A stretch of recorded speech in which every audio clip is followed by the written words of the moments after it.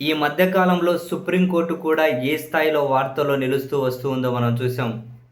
ఎప్పుడైతే యువతను, నిరుద్యోగులను కాక్రోచులని చెప్పి స్వయాన సుప్రీంకోర్టు ప్రధాన న్యాయమూర్తి సూర్యకాంత్ గారు పాయింట్ ఔట్ చేస్తూ వాళ్ళ మీద కాసిన నిందలు వేసే ప్రయత్నం చేశారో, అక్కడ మొదలైన కాక్రోచుల ఉద్యమం ఈరోజు దేశంలో ఎలాంటి పరిస్థితిని తీసుకొచ్చిందో చూస్తూ ఉన్నాం. అంటే తాజాగా కూడా సుప్రీంకోర్టు ప్రధాన న్యాయమూర్తిని పోలీసుల హింసకు సంబంధించిన వీడియోలు చూడమంటే మేము చూడం, మాకు టైం లేదు, మా టైం వేస్ట్ చేయకండి, పిల్లలు భవిష్యత్తు కోసం అంటే ఆ మంచిది, కృతజ్ఞతలు, ఈ విధంగా మాట్లాడారు. ఇవన్నీ కూడా ఫుల్ సర్క్యులేట్ అయ్యాయి, ఫుల్ వైరల్ అయ్యాయి. దాని ఫలితం సుప్రీంకోర్టు తాజాగా ఒక సంచలన నిర్ణయం తీసుకోవడానికి కారణమైంది. ఆశ్చర్యం అనిపించింది ఈ నిర్ణయం. న్యాయస్థానాల్లో జరిగే విచారణలను ప్రజలు కూడా వినాలి, తెలుసుకోవాలి, ఇందులో పారదర్శకత ఉండాలి అని చెప్పి విచారణ లైవ్ ఏమంటారు కవరేజ్ ఇవ్వడం మొదలైంది కోర్టులలో. న్యాయస్థానాల్లో విచారణ జరుగుతుంటే లైవ్ కవరేజ్ వస్తూ ఉంటుంది. బట్ తాజాగా సుప్రీంకోర్టు తీసుకున్న నిర్ణయం ఏంటి? ఆ లైవ్ కవరేజ్కి సంబంధించి వీడియోలు ఏవైతే ఉంటాయో లేదా ఆడియో అయినా, అంటే సుప్రీంకోర్టులో జరిగే విచారణకు సంబంధించి వీడియో అయినా ఆడియో అయినా బయట పబ్లిష్ చేయడాన్ని, బయట పోస్ట్ చేయడాన్ని పూర్తిగా నిషేధించుకుంటూ నిర్ణయం తీసుకున్నారు. చేస్తే గీస్తే వాళ్ళే చేసుకుంటారంట, ఇంకెవరు వాటిని పోస్ట్ చేయకూడదు. కారణం ఏం చెబుతూ ఉన్నారు? మా వీడియోలు కొందరు ఎడిట్ చేస్తూ ఉన్నారు, మా వీడియోలు కొందరు మార్ఫింగ్ చేస్తూ ఉన్నారు, అందుకని వీడియోలు ఆడియోలు పోస్ట్ చేయడాన్ని నిషేధిస్తూ ఉన్నాం.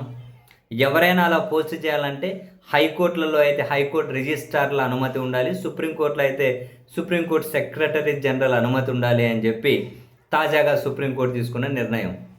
ఎవరో కొందరు చేసే ఎడిట్లు, ఎవరో కొందరు చేసే మార్ఫింగ్లు, అలా చేసే వాళ్ళ మీద కఠిన చర్యలు తీసుకుంటాము, దానికోసం ఒక ప్రత్యేక వ్యవస్థను ఏర్పాటు చేస్తాము అని ప్రకటించాల్సిన సుప్రీంకోర్టు ఎవరో ఎక్కడో కొందరు సోషల్ మీడియాలో ఎడిట్లు చేస్తూ ఉన్నారు అని పారదర్శకత కోసం తీసుకొచ్చిన మొత్తం వ్యవస్థ మీదే నిషేధం. ఆడియో వీడియో అసలు ఎవరు కూడా పోస్ట్ చేయకూడదు, ఎక్కడే కూడా ఆ వీడియోలు ఉండకూడదు, అటువంటి వాటి మీద నిషేధం విధించుకుంటూ నిర్ణయం తీసుకోవడం ఏదైతే ఉందో, ఇక కోర్టులలో జరిగే విచారణలకు సంబంధించినటువంటి ఫుటేజీ బయటకు కనపడదు, ఆ వీడియో కనపడదు, ఆడియో కనపడదు. కొందరు ఏదో చెప్తున్నారని చెప్పి మొత్తం దాని మీదే నిషేధం విధించారంటే సుప్రీంకోర్టు భయపడుతూ ఉందా? సుప్రీంకోర్టు లాంటి వాళ్ళే భయపడితే మిగిలిన వ్యవస్థలు ఏం పారదర్శకత మెయింటైన్ చేస్తాయి? ఒక పారదర్శకత కోసం తీసుకున్న నిర్ణయాన్ని సుప్రీంకోర్టు తనంతకు తానే నిషేధించుకుంటే ఇంక ఇప్పుడు నెక్స్ట్ పౌరులు ఎక్కడికి వెళ్ళాలి? ఇది నిషేధం కరెక్ట్ కాదని చెప్పి ఎవరిని పోయి అడగాలి? సుప్రీంకోర్టే నిషేధిస్తే ఎవరు ఎడిట్ చేస్తే వాళ్ళ మీద చర్యలు తీసుకోండి, దాన్ని కంట్రోల్ చేసే వ్యవస్థను ఏర్పాటు చేయండి. ఒక సుప్రీంకోర్టుకే కదా, అందరికీ రక్షణ ఇవ్వండి. దాని ద్వారా ఎడిట్లో మార్ఫింగ్లో చేయకూడదు అని అందరికీ రక్షణ ఇవ్వండి. దాని వ్యవస్థ ఎట్లా ఏర్పాటు చేస్తారో చేయండి. మీ అంతవరకు మీరు మా వీడియోలు ఆడియోలు పోస్ట్ చేయమంటే ఇదేం పారదర్శకత మెయింటైన్ చేసినట్లు, పారదర్శకతకు పాదర వేసినట్లు. అంటే తీవ్రమైన విమర్శలు ఎదుర్కొంటున్నారు కదా ఈ మధ్య సిస్టంలో ఉన్న వాళ్ళు. బహుశా దాని ఫలితమేమో.